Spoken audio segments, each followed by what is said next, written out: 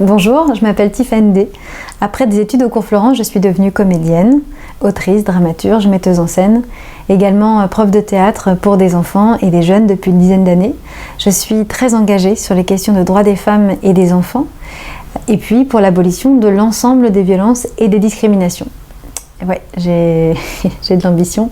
Donc ces violences, qu'elles soient sexistes et sexuelles ou misopédiques, donc à l'encontre des enfants, ou encore racistes, spécistes, classistes, homophobes, pollueuses, etc. Et donc pour mettre en relation mes valeurs, mes combats, mes engagements et puis mes métiers, j'ai commencé à écrire des pièces de théâtre et à les mettre en scène, à les jouer.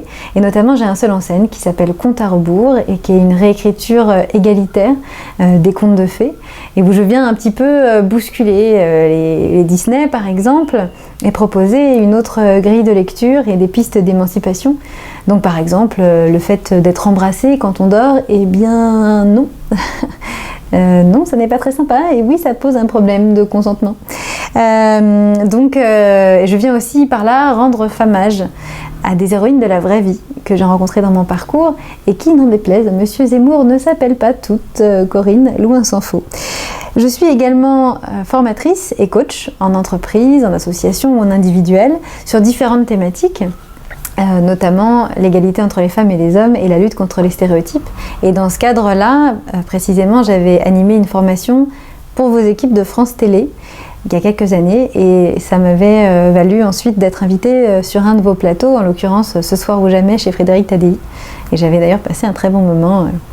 Il m'avait reproposé de venir d'autres fois, mais à chaque fois il était plus ou moins question que je me retrouve en face d'Éric Zemmour. Et j'avais pas très envie, justement. Donc, mais à charge de revanche, hein, voilà.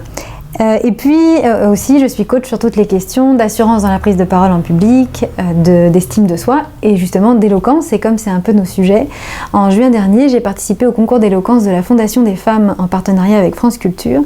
Et pour cela, j'ai été lauréate du prix Gisèle Halimi, qui m'a été remis par la présidente du jury, Madame Christiane Taubira, ce qui était particulièrement émouvant pour moi, puisque en termes d'éloquence, c'est une de mes références les plus fameuses. Et surtout, la vidéo a été vue après plus de 100 000 fois en ligne, ce qui était une formidable opportunité pour moi de pouvoir aborder le sujet du discours, c'est-à-dire en l'occurrence les féminicides, c'est-à-dire le meurtre des femmes parce qu'elles sont des femmes partout sur la Terre. Et c'était vraiment une chance de pouvoir porter ces messages-là.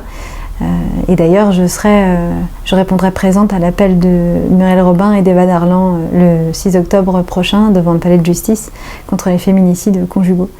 Donc cette envie de pouvoir porter des paroles qui proposent des réflexions, qui proposent d'avancer ensemble vers un monde plus juste, j'ai envie de continuer à le faire.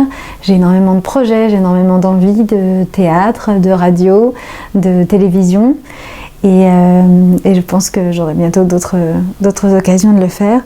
Je pourrais vous dire beaucoup d'autres choses, mais je voudrais vraiment en profiter pour vous féliciter et vous remercier d'avoir eu l'idée de cette émission de Grand Oral.